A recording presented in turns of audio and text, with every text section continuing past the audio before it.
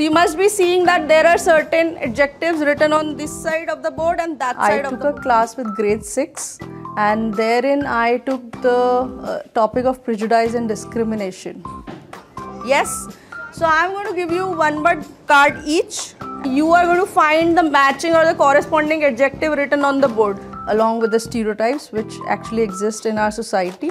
Therein, it was a task for me to make them understand that what is the difference between the stereotype and a prejudice.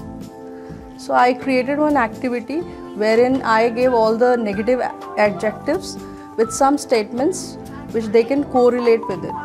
So these negative things were there listed on one set of cards and other set were the corresponding statements to them. I told them that now you have to sort them in such a manner that you find a corresponding statement to it. A person from a village is poor. Okay. What is the pattern? Yes, Manasvi. And that stereotypes hook for all the children to relate the pattern what was there in that activity for them. Can anyone give me the definition of stereotype? Yes, Avirad.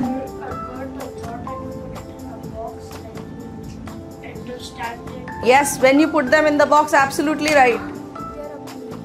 Opinions. Therein they cracked a lot of negative words in it, which actually creates the meaning of prejudice. They came up with the judgments, opinions, the appearances. What is prejudice for you? Quickly tell me. Which way? Positive or negative? Good. Having negative assumption inside our brain is actually known as prejudice.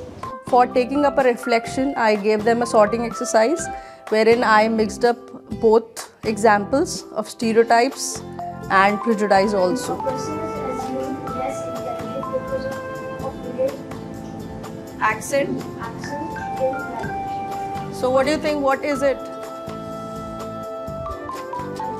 It's prejudice. Good. And I'm pretty happy that they were able to do it. Yes, he is Bill Gates. And then to break those prejudices, I actually showed them the real life examples also. That who were actually not fitting into those statements. Yes, and he's extremely confident whenever he speaks. A ripped clothes person, but yet a fashionista. Like Albert Einstein.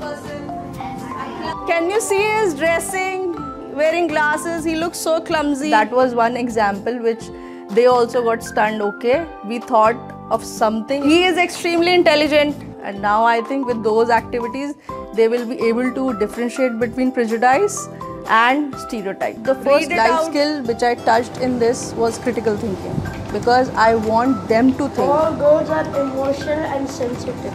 So what do you think? Is it a stereotype or is it a prejudice? Actually, stereotype. Rather than I force them or I give them on the platter the definition and everything, I want them to deduce it. Second was interpersonal relationships and empathy. It was just a negative assumption or a prejudice for you, and now I'm giving up on that thing. So it is going to bring a harmonious relationship in between the class and the classmates also. So she thought that she wouldn't be friends with me because I looked very weird and mean, or I was like a bit hyperactive. But then like we had a lot of things in common and we became best friends. It is an example of a prejudice. Actually, they were suggesting each other. You know, this statement can go this side or this statement can go that side. So they all were working in team.